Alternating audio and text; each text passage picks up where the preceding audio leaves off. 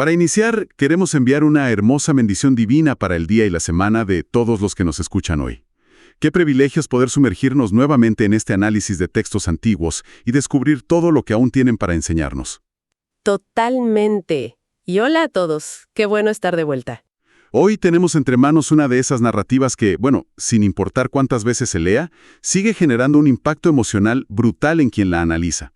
Hablamos de una exploración profunda sobre el capítulo 22 del libro de Génesis.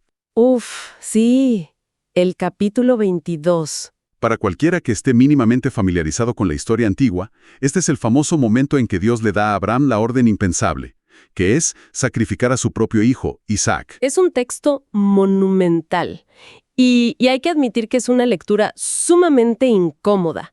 Durante milenios, este pasaje ha provocado debates feroces entre teólogos, ha inspirado obras de arte majestuosas y ha hecho que muchísimos filósofos literalmente se rompan la cabeza intentando entenderlo. Claro, porque a simple vista choca. Exacto. A simple vista, es un relato que desafía toda lógica sobre la bondad divina. Sin embargo, el objetivo hoy no es hacer una lectura superficial ni quedarnos con ese impacto inicial, digamos. La meta es escarbar bajo la superficie narrativa para entender la inmensa arquitectura teológica e histórica que sostiene este evento. Bien, vamos a desglosar esto, porque quiero asegurar que este análisis va a derribar unas cuantas ideas preconcebidas que muchos traemos. Nos basaremos en las notas históricas y lingüísticas de investigaciones muy profundas, específicamente de la Biblia de Estudio Holman y la Nueva Almeida actualizada, la NAA. Fuentes excelentes, por cierto, muy rigurosas. Y lo que estas investigaciones revelan es alucinante de verdad. Vamos a revisar traducciones del hebreo que cambian por completo el sentido de la historia. También una geografía que conecta eventos con siglos de diferencia, y la verdadera dinámica de poder que existió en esa montaña. Es un viaje desde el terror absoluto hasta una promesa universal. Así es. Y para empezar a armar este rompecabezas, hay que situarse en la brutalidad del primer versículo. El texto no pierde el tiempo en absoluto. Dios llama a Abraham y le da una instrucción que hiela la sangre.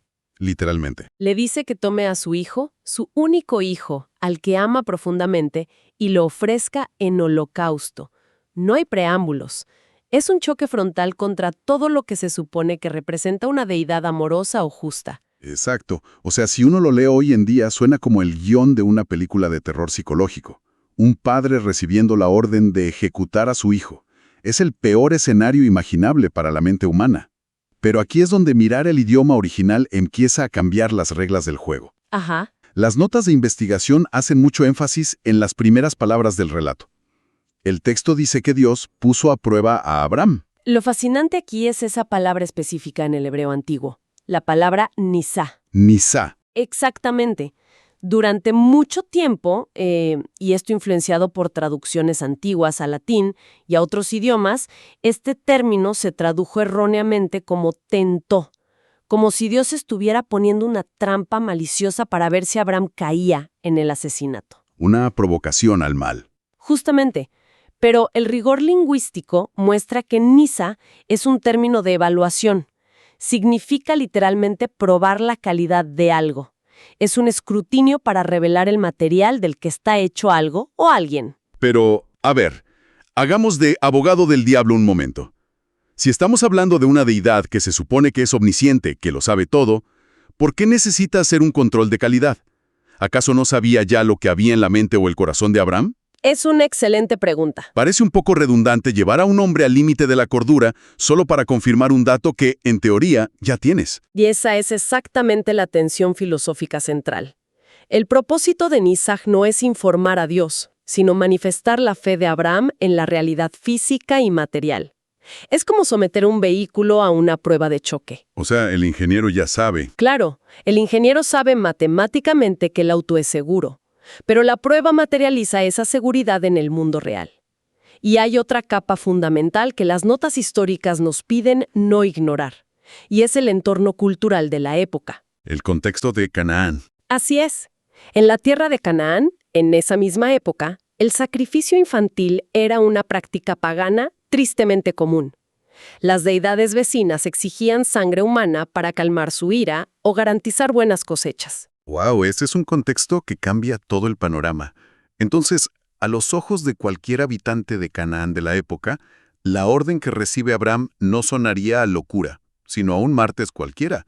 Sería simplemente como, el Dios de Abraham está pidiendo su cuota de sangre, igual que los demás dioses. Precisamente. La genialidad de esta prueba es que Dios lleva a Abraham hasta el mismísimo borde del abismo cultural de su época, a un escenario que el patriarca podría reconocer perfectamente en sus vecinos, para luego dar un giro radical. Para marcar la diferencia. Exacto, establecer una diferencia eterna. Esta prueba iba a demostrar de una vez por todas que la relación de Abraham con el Dios verdadero operaba bajo un paradigma completamente opuesto al de las deidades sedientas de sangre de Canaán. Es una forma magistral de reescribir las reglas de la religión antigua. Y lo que resulta escalofriante es la reacción de Abraham ante la orden. Uno esperaría un debate, una negociación. Meses antes, en este mismo libro de Génesis, vemos a Abraham discutiendo y regateando con Dios para salvar la ciudad de Sodoma. Sí, el famoso regateo de los justos. Pero aquí, cuando se trata de su propio hijo, hay un silencio absoluto. El texto solo narra logística pura. Se levanta de madrugada, corta la leña, ensilla el asno, toma a Isaac y a 2 siervos y empieza a caminar. Un silencio ensordecedor. Y la ruta que toma no es un paseo de fin de semana.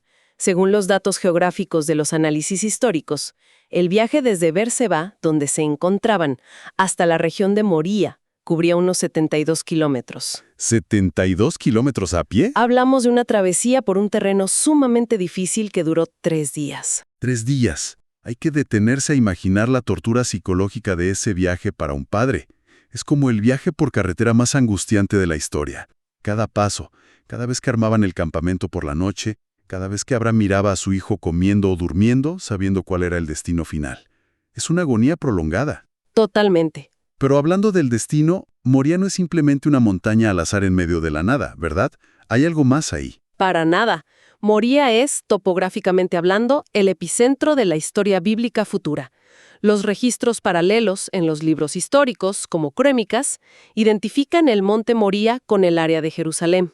Increíble. Es el mismo terreno, la misma elevación geográfica, donde generaciones más tarde el rey Salomón construiría el gran templo, es decir, el mismo suelo sobre el cual se edificaría todo el sistema de sacrificios de la nación de Israel, es el lugar hacia donde Abraham camina en ese preciso momento. Aquí es donde se pone realmente interesante. Las investigaciones hacen un hincapié inmenso en el detalle del tercer día. No se menciona solo para darnos un cálculo de velocidad de viaje o de distancia. En la narrativa antigua, ese tercer día representa el clímax de la tensión. El punto de quiebre. Exacto, el momento en que se debe tomar la decisión final. Abraham ve la montaña a lo lejos, detiene la marcha y le da una instrucción a sus siervos que es alucinante por la gramática que usa. Les dice, quédense aquí con el asno, el muchacho y yo iremos hasta allá, adoraremos y volveremos. Ese plural es la clave de todo. Volveremos. Claro. Cualquiera podría pensar, bueno, les está mintiendo para no armar un escándalo. No quiere que los siervos intenten detenerlo y arruinen el sacrificio. Es la lectura cínica más común que hacemos hoy. Pero las fuentes teológicas de estudio nos corrigen de inmediato. Abraham no estaba mintiendo. Él tenía una promesa previa, garantizada por Dios mismo, de que su linaje continuaría y bendeciría al mundo, específicamente a través de Isaac. No a través de otro hijo. No, a través de Isaac. La deducción lógica de Abraham ante esta contradicción, aparentemente imposible, es fascinante. El Nuevo Testamento, en textos analíticos como la Carta a los Hebreos, explica que Abraham dedujo que Dios era capaz de resucitar a Isaac de entre los muertos. ¡Wow! Es una fe llevada a un extremo casi matemático. O sea, si la promesa A, que es la descendencia por Isaac, es verdad, y la orden B, el sacrificio, también es verdad, la única forma de que la ecuación se resuelva es que la muerte no sea el final. Exactamente. Y por eso, para la óptica cristiana posterior, toda esta narrativa del rescate de Isaac, en el tercer día, se convierte en una sombra profética colosal. Es una prefiguración innegable de la resurrección. Todo el escenario grita y anticipa eventos que ocurrirían milenios después en ese mismo código temporal del tercer día. Es como ver los planos arquitectónicos de un edificio siglos antes de que se construya. Es impresionante. Bien, la historia continúa y entramos en la fase final. Dejan a los siervos atrás y comienza el ascenso a la montaña. solo padre e hijo. Y la logística de esta caminata nos da una imagen muy clara. Ajá. Abraham toma el fuego y el cuchillo, pero pone la leña para el sacrificio sobre los hombros de Isaac. Y en medio de esa caminata, Isaac hace la pregunta que rompe el corazón de cualquiera que lea el texto. Le dice, Padre, tenemos el fuego y la leña, pero ¿dónde está el cordero para el holocausto? A lo que Abraham responde con una frase que resonará por la eternidad. Dios proveerá para sí el cordero, hijo mío. Pero hay que hacer una pausa aquí, porque las investigaciones de la Biblia Holman y la NASA nos obligan a destruir un mito visual muy arraigado. Si uno busca pinturas clásicas en un museo o recuerda los libros ilustrados de la infancia, siempre se muestra a Isaac como un niño pequeño. Sí, el clásico niño asustado. Un chiquillo de 6 u 8 años aterrorizado a merced de su padre gigante. Y es un error de representación enorme. Si aplicamos la simple lógica deductiva a los detalles físicos del texto, esa imagen se desmorona por completo. Isaac llevaba a cuestas la leña. No estamos hablando de un par de ramas para hacer una fogata pequeña. Claro, era para un holocausto. Era madera suficiente para consumir por completo un sacrificio humano adulto en un altar a la intemperie. Esa leña pesa muchísimo. Si Isaac podía cargar eso montaña arriba, no era un niño. Era un joven fuerte, probablemente en sus 20 y tantos años. Espera, eso cambia absolutamente toda la física de la escena.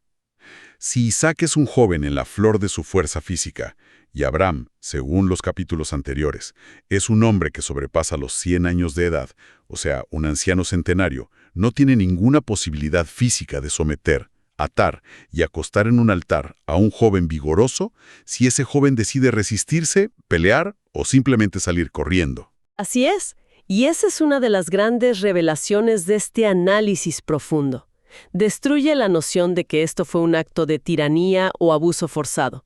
Significa, sin lugar a dudas, que Isaac tuvo que haber cooperado. Voluntariamente. Tuvo que haber dado su consentimiento. En la rica tradición del estudio hebreo, este evento se conoce formalmente como la aquedad, que se traduce como la atadura. Pero el enfoque de la aquedad no es la violencia, sino la sumisión compartida. Es un concepto que da escalofríos. Nos muestra un Isaac que, en algún punto de esa caminata o al llegar a la cima, comprende el peso del mandato divino y decide alinearse voluntariamente con su padre. No es una víctima que grita pidiendo auxilio, es un participante consciente. Hay una dignidad inmensa en eso. Es un nivel de compromiso compartido casi incomprensible para nosotros. Isaac se somete a ser atado. Y así llegamos al momento de mayor tensión en toda la narrativa antigua. El altar está listo, la leña está acomodada. Isaac está atado sobre la madera. Abraham extiende la mano y toma el cuchillo. ¡Qué momento! Es el punto de no retorno. La prueba de calidad, el Nisá del que hablábamos, ha llegado a su límite físico y mental. Es el clímax absoluto. Y en la fracción de segundo antes de que caiga el cuchillo, una voz rompe el silencio del cielo. El ángel del Señor grita, «¡Abraham! ¡Abraham!». Las notas de estudio hacen notar que repetir el nombre en la literatura hebrea antigua no es un mero adorno. Para nada. Es una señal de urgencia máxima. Es el equivalente a activar un freno de emergencia. Y la orden es clara. No extiendas tu mano sobre el muchacho, ni le hagas nada, porque ahora sé que temes a Dios, ya que no me rehusaste a tu hijo, tu único. Abraham levanta la vista y descubre a un carnero atrapado por los cuernos en un matorral cercano. Y toma ese animal y lo ofrece en el altar en el lugar de Isaac. Este es el punto de inflexión teológico más importante del pasaje. Por el carnero. Sí, nuestras fuentes insisten en que aquí nace formalmente el concepto del sacrificio sustitutivo. Bien, para no sonar a libro de texto de seminario teológico, expliquemos qué significa realmente esto de sacrificio sustitutivo. Si lo vemos desde afuera, en lenguaje llano, ¿qué es lo que está pasando en ese altar? Pensemos en ello como un libro de contabilidad cósmico. Hay una deuda enorme que requiere ser pagada con la vida. La justicia antigua exigía que el balance se equilibrara. Lo que ocurre en Moriah es que por primera vez de manera tan clara, el texto muestra que Dios acepta que un tercero, un inocente, ocupe el lugar en el altar para saldar la deuda. Tomando el lugar del deudor. Permitiendo que el individuo original camine libre. El animal muere exactamente donde la vida de Isaac iba a ser extinguida. Es como si alguien llegara en el último segundo y pagara una fianza incalculable que te salva de la prisión de por vida. Es una analogía perfecta de lo que significa la expiación. Y para la teología cristiana, esto no es solo un rescate afortunado. Como lo señalan las notas de la Biblia NAA, esta dinámica de sustitución es la plantilla original, el modelo a escala de la figura de Cristo. El paralelismo es asombroso. Siglos después, autores como Juan el Bautista usarían un lenguaje directamente inspirado en este momento, al llamar a Jesús el Cordero de Dios que quita el pecado del mundo, tomando el lugar de la humanidad entera. Y el impacto de esa sustitución es tan gigantesco que Abraham decide renombrar el lugar. Después de desatar a su hijo, después de ese abrazo que debió ser la experiencia más emotiva de su vida, le da lugar un nombre que resume toda la Odisea, Yahweh Jireh, que significa «El Señor proveerá». La respuesta que le dio a Isaac en la ladera de la montaña dejó de ser una esperanza para convertirse en una realidad material. La provisión divina resolvió el mayor dilema de la historia humana hasta ese momento. Dios proveyó el sustituto. Entonces, ¿qué significa todo esto? Ya tenemos el drama personal resuelto, el padre y el hijo bajan vivos de la montaña. La fe ha sido probada y el sustituto ha sido entregado. Parece el final perfecto de la historia, pero el texto nos da un epílogo que expande el impacto de la montaña al resto del universo. El ángel vuelve a hablar. ¿Qué es lo que declara en este punto? Si conectamos esto con el panorama general, las consecuencias de superar esta prueba no se limitan a la familia inmediata. El ángel emite un juramento divino, y las fuentes académicas hacen una anotación brillante aquí. Como en el orden cósmico no existe nadie superior a Dios por quien él pueda jurar, Dios jura por sí mismo. Eso le da un peso definitivo. Esto blinda la promesa con una autoridad absoluta y eterna. La recompensa por la obediencia de Abraham rompe los límites del tiempo. Las promesas son asombrosas cuando las lees. Le asegura que su descendencia será innumerable, multiplicada como las estrellas del cielo y la arena del mar, que su linaje prevalecerá sobre sus enemigos.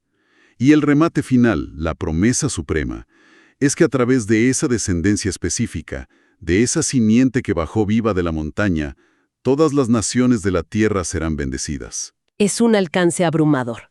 Un acto de rendición total y obediencia en una montaña silenciosa y remota se convierte en la semilla de una bendición que abarcará a todos los pueblos, culturas y eras futuras de la humanidad. El contraste entre la soledad de la prueba y la universalidad de la recompensa es simplemente deslumbrante. Es verdaderamente épico.